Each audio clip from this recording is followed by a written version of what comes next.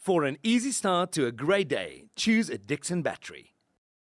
So ons gas saam met ons vanoggend op Groot Plaas is Johan en Johan is die nasionale agribestuurder en bemarkingsontwikkelaar van Dixon batterye. Johan, goeiemôre. Welkom hier by ons. Baie dankie. Lekker om hier saam met julle te wees by Nampo. Hoorie, so vertel ons net gou 'n bietjie, julle is 'n plaaslike vervaardiger, né? Ja, Dixon Batteries is 'n plaaslike vervaardiger. Dit is 'n derde generasie familiebesigheid sedert 1955 en hulle vervaardig in Vereniging Suid-Afrika. Hulle is baie trots om goeie kwaliteit batterye aan die mark te lewer. Wat presies maak Dixon batteries heeltemal anders as ander voertuigbatterye? Die grootste uniekheid aan Dixon batterye is die manier hoe ons kliënte uitstekende diens gee deur middel van 'n toepassing wat ons gebruik om die kliënte te help. Wanneer jy 'n probleem met die battery het en jy gaan terug na die handelaar toe, is die handelaar bemagtig deur die toep om dadelik 'n besluit te kan neem of jy 'n battery eis het of nie. En sodoende hoef jy nie eers te wag vir 'n verkoopsverteenwoordiger om te kom om jou te help nie. Dit is wat die flinke diens is wat ons baie anders maak. Julle het ook altyd baie pret en buite die boks inisiatiewe soos julle sterkman kompetisie wat julle hier by Nampo het, maar wat in die toekoms maak julle baie opgewonde? Vir die res van die jaar kyk ons na die sodium-ion batterye wat ons gaan bekendstel aan die mark. Spesifiek vir motorfietsse en grasmasjiene is 'n baie ligte battery. Hy gaan in 10 groottes kom en sodra ons dit in die mark launch, gaan ons meer inligting bekendstel van hierdie battery. So vertel ons 'n bietjie meer van Dixon Batteries se nasionale verspreidingsnetwerk en wat julle kan doen vir mense in afgeleë areas. Dit is baie belangrik vir mense in afgeleë areas om 'n goeie verskaffer ondersteuning te ervaar. Ons verskaf baie klein dorpies en plekkies deur middel van ons uitgebreide koöperasienetwerk, asook bande verspreidingsnetwerke wat ons gebruik. Op daai manier kry jy al die nuutste tegnologie op jou voorstoep. So hierso by die stalletjie spesifiek lyk al die batterye effens dieselfde, maar hoe verskil hierdie batterye van mekaar? Party van die batterye wat jy sien is loodsuurbatterye wat gemaak is om voertuie aan te skakel. Hulle gee baie krag, baie vinnig. Party van die batterye wat jy sien is AGM batterye. Dit is vir karre met die stop-start funksie. Hulle is 'n bietjie sterker en dan is daar ook vragmotorbatterye wat heelwat groter is as die ander. Die batterye is nie almal dieselfde nie en chemies word hulle anders vervaardig. Met tegnologie wat so aanhou bly vorder, wat is die samestelling van die batterye en hoe verander dit van battery tot battery? Ja, daar's baie vooruitgang in die tegnologie, soos byvoorbeeld Silvertech tegnologie wat in die batterye kom. Dit maak dat die battery nie so baie batterywater gebruik nie en dit is dan 'n lae maintenance battery wat jy nie so baie hoef water in te sit nie. Johan, so as mense 'n bietjie meer wil weet van Dixon Batteries of in kontak wil kom met julle, hoe gaan hulle te werk? Hulle kan ons kontak op ons webwerf op www.dixonbatteries.co.za of ons op ons tolvrye nommer skakel 086 003 4966 en ja, dan kan hulle meer uitvind oor ons produkte en die dienste wat ons aanbied. Fantasties. Johan, baie dankie. Dit is Johan Mostert, nasionale agribestuurder en bemarkingsontwikkelaar by Dixon Batteries. Soos wat hy gesê het, as jy meer wil weet, gaan gerus na dixonbatteries.co.za. Ons is terug op Groot Plaas net hierna. Is geskakel op Groot Plaas. Ons gas saam met ons vanoggend is Simon Engelbrecht, sy hoof van handelsbetrekkinge by Agri SA om te gesels oor Suid-Afrikaanse landbou wat onlangs 'n rekord eerste kwartaal handelssurplus aangeteken het. Simon, goeiemôre en welkom op Groot Plaas. Goeiemôre Dopie en dankie dat ons vanoggend saam kan spandeer. Goeiemôre ook aan almal wat ingeskakel is. Simon, so Suid-Afrika het sy grootste eerste kwartaal handelssurplus nog aangeteken. Hoe betekenisvol is so 'n mylpaal? Suid-Afrika het inderdaad sy rekord eerste kwartaal handelssurplus van 1.5 miljard Amerikaanse dollar aangeteken. Dit is die hoogste eerste kwartaal syfers wat vrygestel is tot op hede in die geskiedenis van Suid-Afrika en so wat 16% hoër as dieselfde tydperk van verlede jaar. En ek dink die belangrikste boodskap vanuit hierdie onlangse vrygestelde handelssyfers is dat Suid-Afrikaanse landbou werklik globaal mededingend bly, ongeag sommige van die realiteite wat die sektor in die gesig staar. Gereelde uitsprake wat ons die afgelope tyd gehoor het, jy weet, van uitdagings soos logistieke bottelnekke, biosekuriteit wat 'n groot kwessie was die afgelope tyd, geopolitiese onsekerheid, jy weet, het die sektor steeds gedurende hierdie kwartaal 'n rekord handelssurplus aangeteken en dit is regtig 'n bewys dat ons landbou internasionaal mededingend bly en wys dat ons produsente wêreldgehalte produkte lewer. Ek dink hierdie syfers wat aangeteken is, beteken ook baie meer as net handelssyfers. Jy weet, dit wys dat landbou in Suid-Afrika produseer voedsel, maar ons verdien ook 'n groot gedeelte van die buitelandse valuta vir Suid-Afrika en die landbou dien ook as 'n groot ekonomiese groeidrywer in ons land. So, jy het nou genoem, ons het verbeter met 16%. Wat het die grootste bydrae tot dit gelewer? Dit is 'n belangrike tendens wat uit ons verslag wat ons onlangs vir die eerste kwartaal vrygestel is. Die tuinbousektor is die uitblinker vanuit hierdie handelsdata waarvan ons praat vanoggend. Die tuinbousektor verteenwoordig ongeveer 55% van alle landbouuitvoere wat aangeteken is vir hierdie kwartaal.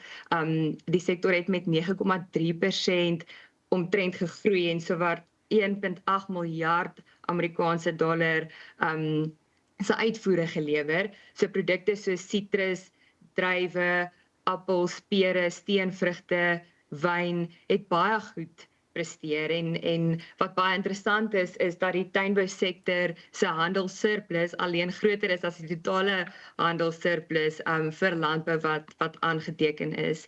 Ek dink wat ook belangrik is om te noem, jy weet, is dat al die subsektore in landbou elkeen sy eie unieke uitdagings, jy weet, en realiteite in die gesig staar en elkeen sy eie storie vertel van die geleenthede as ook die realiteite wat hulle terselfdertyd in die gesig staar soms. Nou met hierdie ongelooflike tuinbouprodukte wat 55% van die uitvoere verteenwoordig, waarom dink jy is hierdie sektor so belangrik en moet ons bietjie meer aandag daaraan gee in die toekoms? Ek dink soos ek reeds vir jou gesê het, jy weet, die sektor het ongelooflik goed presteer en ek dink wat ons, jy weet, as 'n geheel in landbou moet onthou is dat elkeen van hierdie subsektor ten spyte van die prestasie, jy weet, al drie afhangend bly van sekere van dieselfde faktore. Hierdie faktore is byvoorbeeld ons logistieke effektiwiteit in Suid-Afrika, ons marktoegang, ons biosekuriteit, waarvan elkeen van die subsektore afhang. As ek praat van biosekuriteit en 'n bietjie afwyk, jy weet, na 'n ander subsektor as die tuinbousektor, back in close year het ons uitvoermark vir rooi vleis in Suid-Afrika direk geraak. Dieregesondheid raak ook 'n handelskwessie, jy weet, as ons nie kyk na ons biosekuriteit maatreëls nie.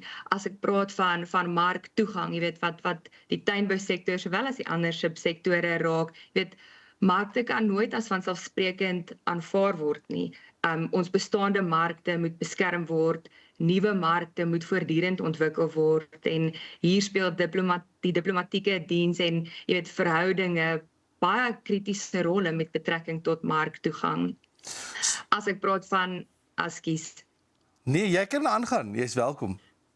Ek wil net 'n bietjie kortliks aan logistiek raak, jy weet, as ek dit noem, bedoel ek ook dat, jy weet, produksie alleen nie genoegsaam is nie. Ons produkte is net so goed soos wat dit vinnig en kostedoeltreffend by die hawens kan uitkom sodat dit by die internasionale verbruiker ten einde kan bereik. So logistiek beïnvloed ook dan uiteindelik mededingendheid en om terug te kom by 'n vraag tot die tuinbousektor, ja, die tuinbousektor het goed presteer en jy weet, het hierdie handelssurplus rekord wat aangeteken is grotendeels afgehang van die tuinbousektor, maar dit is belangrik om te onthou dat elke sektor, jy weet, min of meer van dieselfde uitdagings afhanklik is.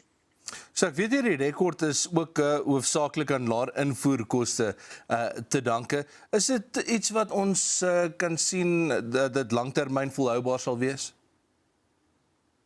Dit is 'n baie goeie vraag wat jy vra en ek dink jy weet van die belangrikste tendense wat ons moet in ag neem en 'n interessante bevinding in die werk wat ons gedoen het oor die eerste kwartaal handelsdata is dat die rekordhandelssurplus nie noodwendig jy weet 'n uitvoer-groei verhaal is nie.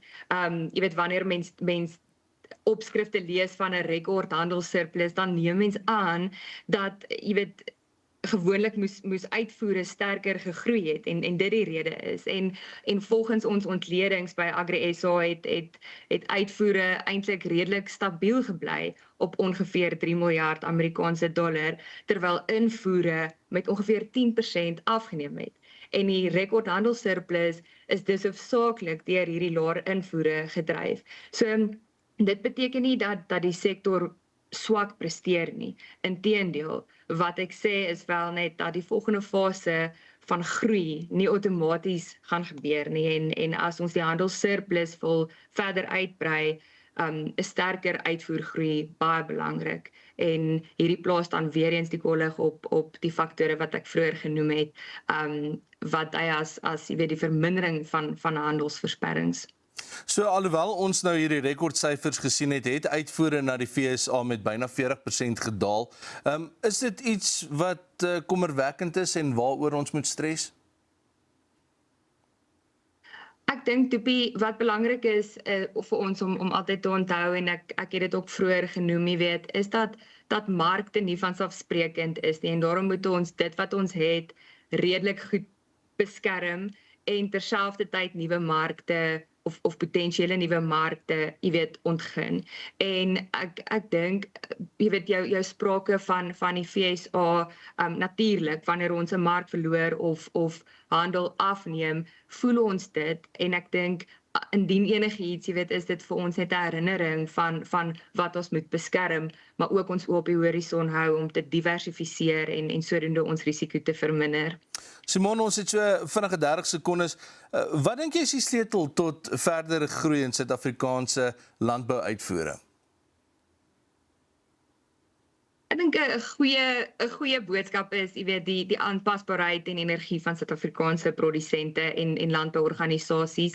Jy weet, as ons kyk na die afgelope paar jaar, se realiteite van droogtes, logistieke uitdagings, geopolitiese onsekerheid, jy weet, wisselende kommoditeitspryse, het die sektor steeds gegroei.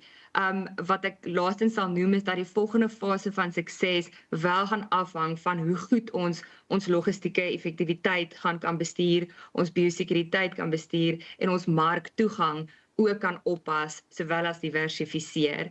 As ons daardie 3 aspekte kan regkry, glo ek dat ons Suid-Afrikaanse landbou uitstekend geposisioneer is om hierdie aangetekende, jy weet, rekordsyfers vir hierdie kwartaal selfs verder uit te bou en die vraag is nie, jy weet, of ons internasionaal kan aanhou meeding nie, maar wel, jy weet, hoe vinnig ons die volgende fase van groei sal kan ontsluit as Suid-Afrikaanse landbou. Simon, baie dankie vir jou tyd vanoggend. Dis ons gas op Grootplaas, Simon Engelbrecht, en sy is die hoof van handelsbetrekkinge by Agri SA om te gesels oor die Suid-Afrikaanse landbou wat onlangs 'n rekord eerste kwartaal handelssurplus aangeteken het. Dis al waarvoor ons tyd het vir Grootplaas. Ons hoop jy het dit saam met ons geniet en dan kuier ons weer maandagooggend saam.